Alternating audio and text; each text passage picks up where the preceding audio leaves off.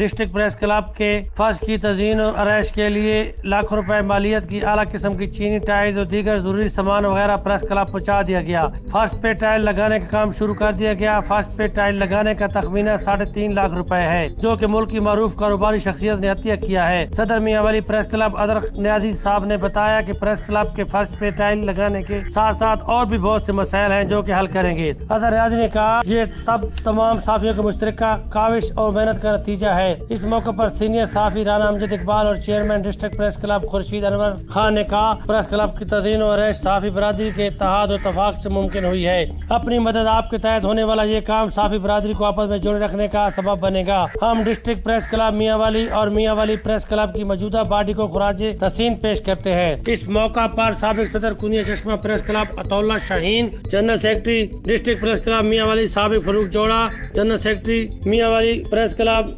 मलक गुलाम हुसैन अख्तर, मजाद नदीम, यूनुस खान, मलक मुश्ताक हुसैन, नजीबुल्ला नजी, अख्तर मजाद, असमतुल्ला खान, यूसुफ खान, अब्दुल हमीद लाशारी और दीगर मौजूद थे। Tam Shah, media reporter Pak Asia मियां वाली।